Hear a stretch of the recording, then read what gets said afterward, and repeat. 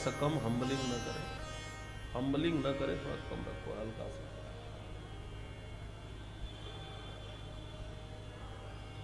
बोलिए भगवान भोलेनाथ की। अभी बड़ा सुंदर बना था, सब बिगाड़ दिया। तो फिर वही होने लगा, तो छोड़ दिया। सब पर असर पड़ता है, सब पर असर पड़ता है। एक छूटा है, सब बिगाड़ दिया।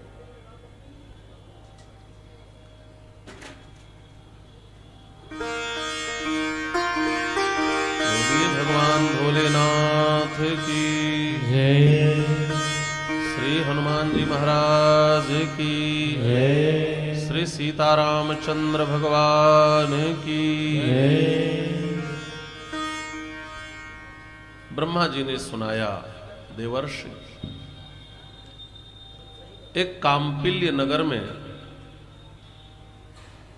यज्ञदत्त नाम के ब्राह्मण रहते थे।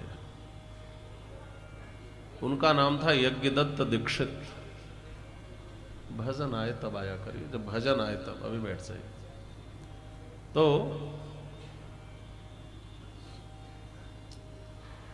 यज्ञदत्त दीक्षित जी जो थे, वह अतिशय विद्वान थे, बड़े ही धर्म विशारद थे, अतिशय ज्ञानी थे, शास्त्रों का बड़ा बोध था और तत्ववेत्ता ब्राह्मण थे। इनकी बहुत बड़ी प्रतिष्ठा पूरे काम्पिल्य नगर में थी। एक ही बेटा पैदा हुआ, एक ही पुत्र पैदा हुआ, और इन्होंने अपने पुत्र का नाम रखा गुणनिधि।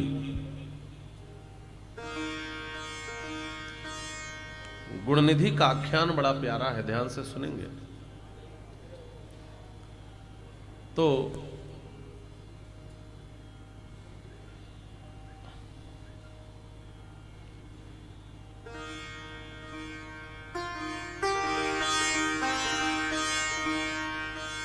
गुणनिधि का नाम तो भले गुणनिधि था। गुणनिधि माने गुणों का खजाना, निधि माने खजाना।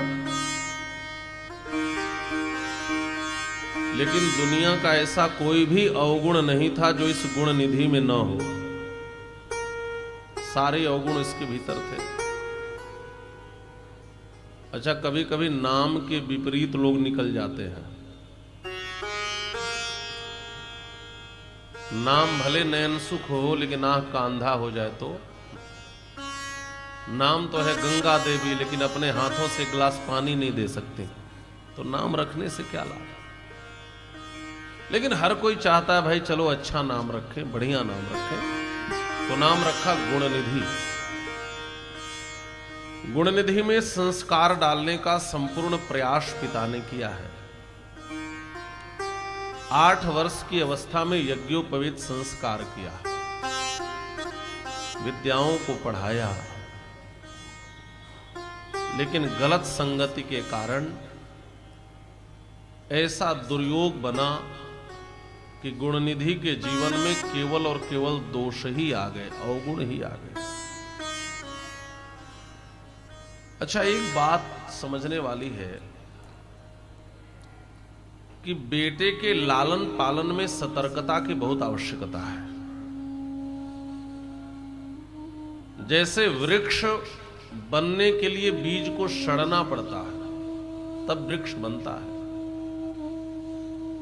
वैसे पुत्र का निर्माण करने के लिए पिता को मिटना पड़ता है। और गुणनिधि के जीवन की समस्या यह थी कि विद्वान यज्ञदत्त के पास समय ही नहीं था अपने बेटे के लिए। सामाजिक व्यक्ति थे, दिन रात व्यस्त रहते, और परिणाम क्या हुआ? बेटे में केवल अवगुण आ गए, गुण एक भी नहीं आया। महाराज 8 साल की उम्र है और जुआ खेलने सीख गया। आप देखेंगे छोटे छोटे बच्चे कभी बीड़ी कभी सिगरेट पीते दिखाई देते हैं, छोटे छोटे। ये कहां से इनके जीवन में दोष आया? इनके जीवन में दोष इसलिए आया क्योंकि इस बेटे की जिम्मेदारी जिस पिता पर थी उसने ध्यान नहीं दिया।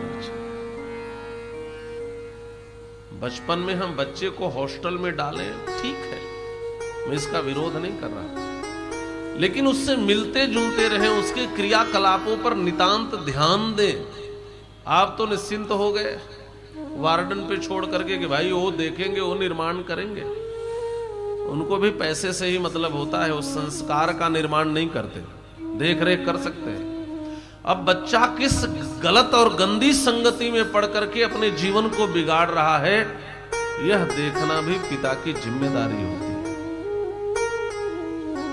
परिणाम यह हुआ कि गुण निधि बिगड़ता चला गया, सारे दोष आ गए।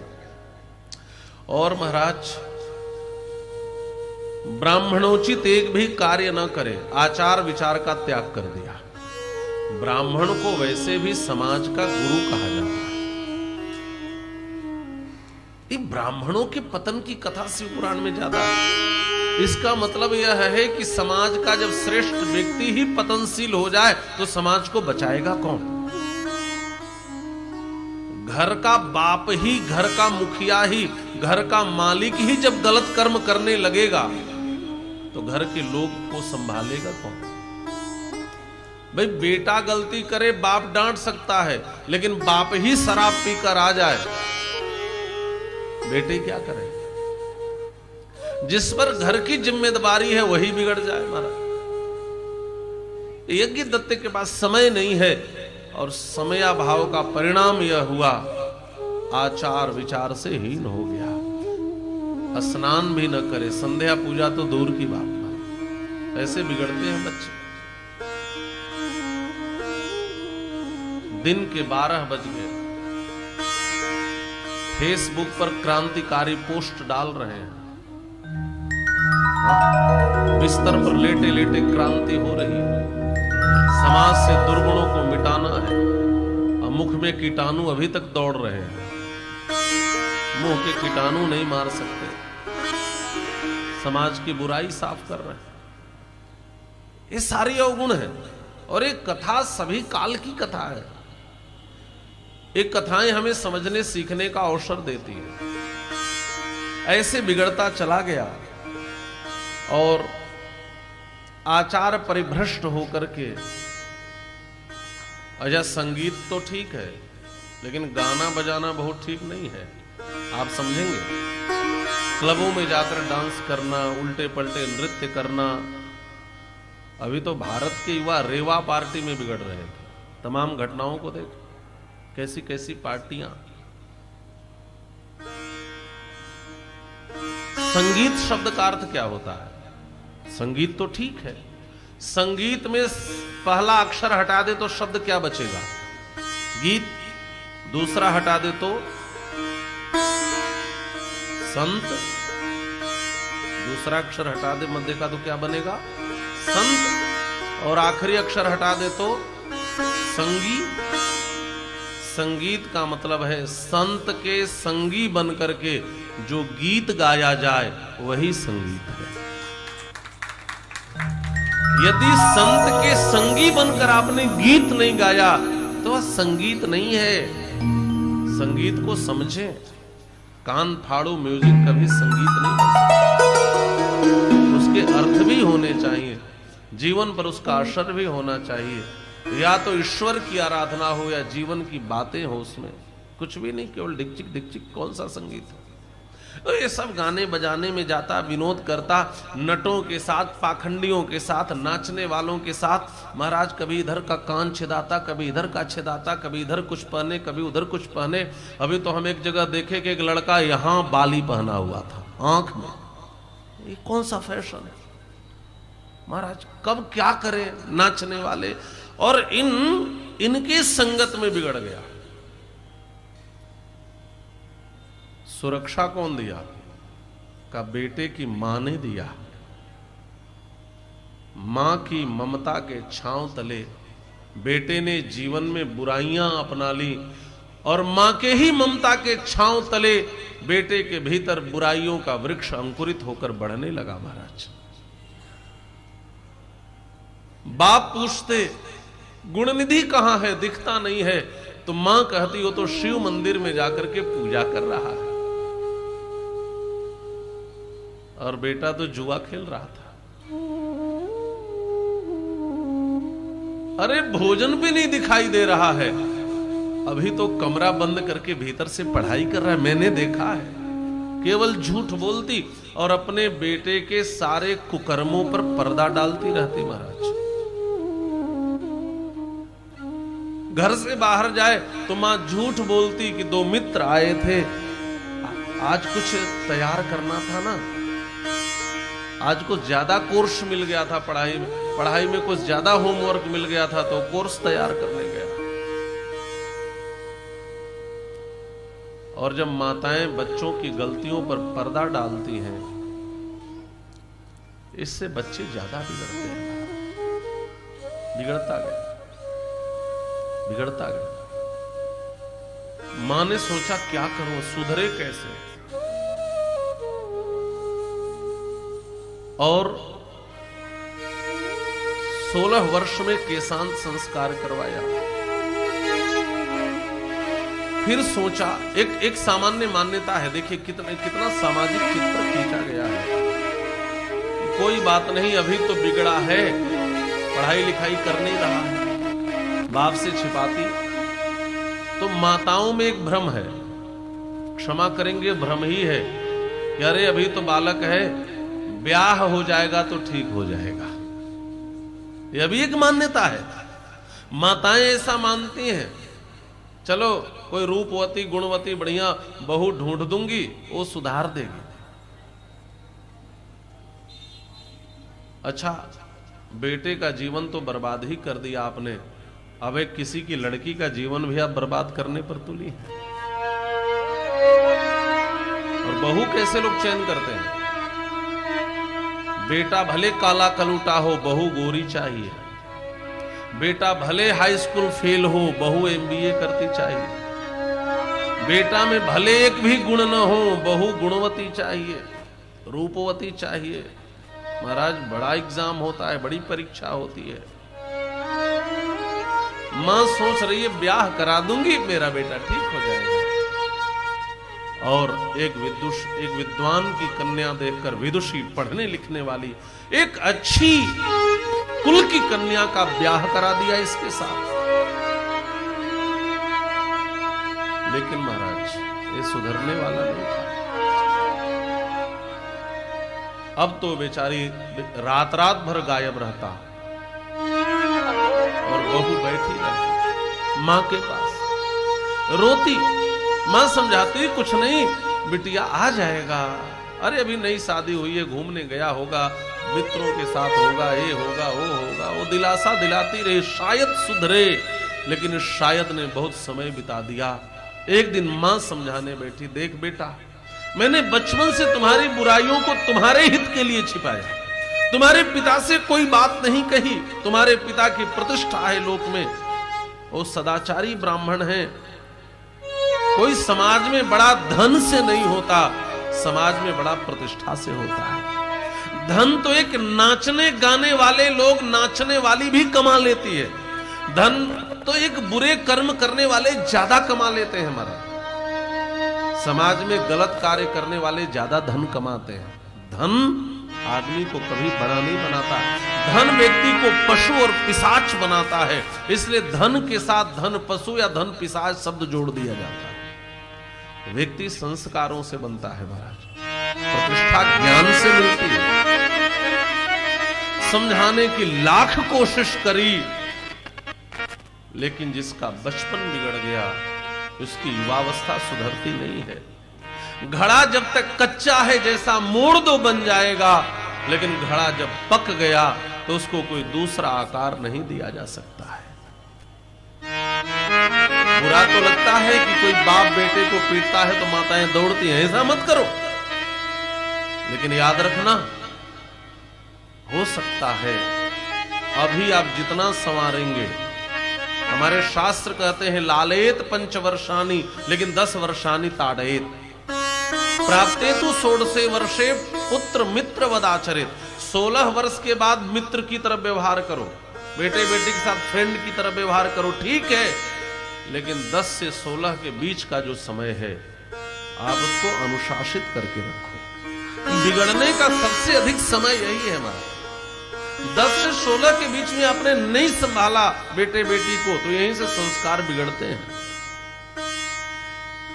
गुणनिधि के संस्कार बिगड़ गए, वह बुरी आदतों को नहीं छोड़ा। 16 साल की कन्या और 19 साल का, 19 साल में ब्याह करा दिया है। कन्या भी समझाई, वो भी सब समझ गई। महाराज इस पे कोई फर्क नहीं पड़ा। तब एक दिन मां ने एक दूसरी बात कह के डराया, देख बेटा, तुम्हारे पिताजी यहाँ के राजपुरोहित हैं। राजा यदि जान गया कि उनके पंडित का, उनके पुरोहित का, उनके ब्राह्मण देवता का बेटा जुआरी है, शराबी है, वेश्यागामी है, चोर है, तो तुम्हारे पिता का अपमान करके सभा से निकाल दिया जाएगा और जो तू रोटी खाता है कल से यह भी खाने को नहीं मिलेगा। इसलिए बेटा तू बुरे कर्मों को छोड़ दे। लेकिन गुणनिधि पर कोई फर्क नहीं पड़ा। धन चाहिए, मां के सारे गहने बेच दिया धीरे धीरे, और दुलार में मां बोली नहीं है। एक दिन अपने पिताजी की अंगूठी गायब कर दी महाराज, और ले जाकर के एक सुनार के यहां बेचा। जुआ खेल गया, जुआ में हार जीत, जुआ का नशा। और एक दिन गुणनिधि के पिता उस सुनार के यहां कोई सामान लेने गए तो क्या देखा कि उनकी जो राजा ने उपहार में अंगूठी दी थी वह सुनार की उंगली में चमक रहा।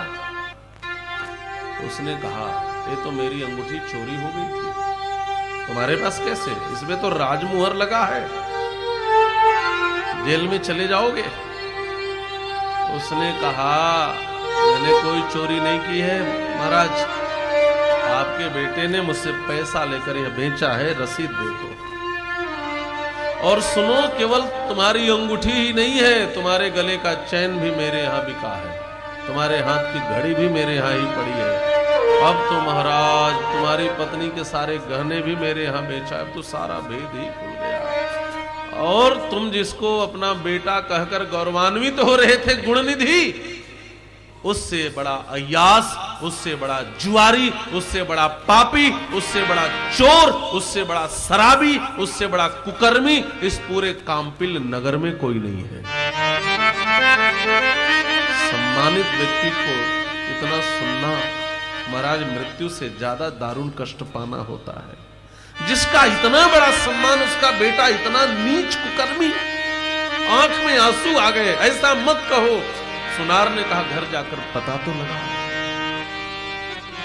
ब्राह्मण देवता घर आए, आकर के अपनी पत्नी से कहा, ये बताओ, तुम परसों मेरी सेवा करते हुए मेरे शरीर में तेल लगाते हैं, सब लिखा है यहाँ। मैं सरल करके बता रहा हूं कि आपके समझ में आए। और तुमने हमारी अंगुली की अंगूठी उतार कर रखी थी, देवी जरा वो अंगूठी लाकर मुझे दो। हाँ हाँ अभी लाती हूं। वो जानती थी बेटे ने बेच दिया है, झूठ मूठ दिखाने के लिए ढूंढ रही है। फिर कहती है, पता नहीं कहां भूल गई, ध्यान आएगा तो मैं दे दूंगी ना। यज्ञदत्त ने कहा, सच बताओ, क्या तुम्हें नहीं पता अंगूठी कहां है? सच बोलो। जब डांट लगाई तो मारा थर थर कांपने लगी, डर गई। सच बताना, क्या हमारा बेटा अच्छा है? यज्ञदत्त रो पड़े। तुम मां हो, तुम सब जानती हो, तुम सच बताओ, क्या मेरा बेटा अच्छा है? उसने सिर नीचे कर लिया। तुम्हें पता है कि तुम्हारा बेटा जुआ खेलता है? पत्नी का सर नीचे। तुम्हें पता था कि वो शराब पीता है? पत्नी का सर नीचे। इसका मतलब है कि अपने बेटे को यहां तक पहुंचाने में तुम्हारा हाथ है। तुमने ये सब किया है। तुम्हारी ममता ने बिगाड़ा है। महाराज, यज्ञ दत्त को बड़ा पश्चाताप हुआ। उसने कहा, मैं इतना प्रतिष्ठित व्यक्ति, मेरा यह नालायक बेटा। एक बात कहूं, जिसका एक पुत्र होता है ना, उसका जीवन बड़ा कठिन होता है। या तो बहुत अच्छा बनता है या तो बहुत बुरा बनता है। ध्यान से सुनेंगे।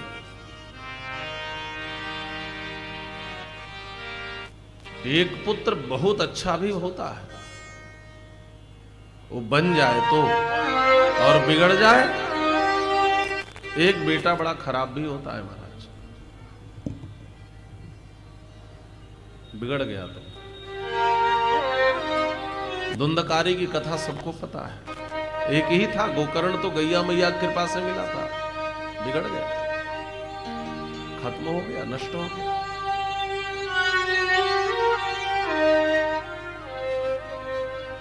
बड़ी पीड़ा हुई, और पीड़ा इतनी हुई, यज्ञदत्त ने कहा अपनी पत्नी से, सुनो, उसके सारे पाप में तुम भागी हो। आज के बाद मैं तुमसे अपना सारा संबंध तोड़ता हूं। संबंध तोड़ लिया महाराज, रोती रह। अब रोकर क्या मिल सकता है?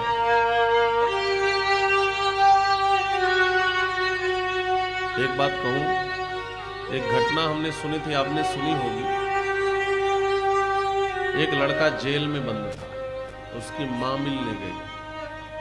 बेटे ने कहा, मां कुछ कान में कहना चाहता हूं। मां पास में आई तो बेटे ने कान ही काट लिया। मां ने पूछा, ऐसा क्यों किया? कहा, मां, जब मैं बचपन में छोटी छोटी गलतियां करता था, तो काश तुमने हमारे कान खींचे होते। आज तुम्हारा बेटा इतना बड़ा पापी अपराधी बनकर जेल के सलाखों के पीछे नहीं होता।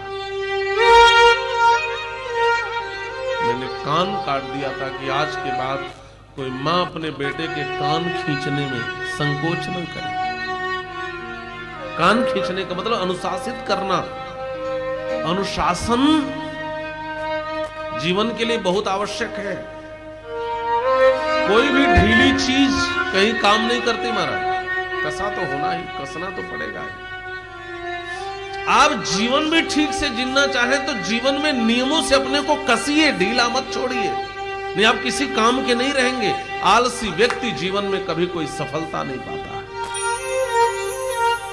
आलस्यम ही मनुष्याणाम शरीरस्थो महान मृगो। जीवन का सबसे बड़ा शत्रु आपका ढीलापन और आपका आलस्य है। जीवन में जिसने कोई बड़ी उपलब्धि पाई है, आप उसके जीवन चरित्र को पढ़ करके देखें महाराज, ऐसे कोई बड़ा नहीं बनता। एक सिंधुवाद वृत्तम संस्कृत का एक ग्रंथ है। एक व्यक्ति गुजर रहा था तो कह रहा था, देखो तो कितने मजे हैं इसके, क्या महल बना है, सोना चांदी हीरे जवाहरात हैं।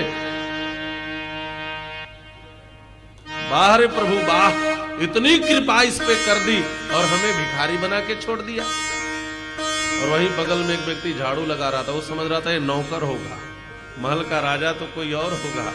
तो उसने झाड़ू रख दिया और कहा, भाई साहब आइए भीतर बैठे थोड़ी देर, कुछ चाय पानी हो जाए। तो भीतर ले गया। उसका नाम सिंधुवाद था। आप पढ़ेंगे, बड़ी प्यारी कथा है। सिंधुवाद की 7 समुद्री यात्रा आपने पढ़ी भी होगी। इस पर तो सीरियल भी बने हैं, मूवीज भी बनी है। तो उसने कहा, यह जो देख रहे हो ना, ऐसे नहीं मिला है। मैंने जीवन में बहुत बड़ा रिस्क उठाया है। मैंने 7 समुद्री यात्राएं की हैं और मौत के मुंह से निकल कर आया हूं। यह संपत्ति ऐसे नहीं जुटी है प्यारे। कोसना, गाली देना तो बड़ा आसान है, लेकिन बनकर दिखाना बड़ा कठिन है। आज जो समाज में किसी भी ऊंचाई पर है, उसने बहुत कुछ खोया है। हाँ, एक और बात, एक संत जा रहे थे गाड़ी में, बड़े अच्छे वक्ता थे। तो एक दुकान वाले ने व्यंग करके कहा, देखो ये शुद्ध घी के लड्डू जा रहे हैं। उन्होंने कहा, गाड़ी थोड़ा पीछे करो। उतर आए,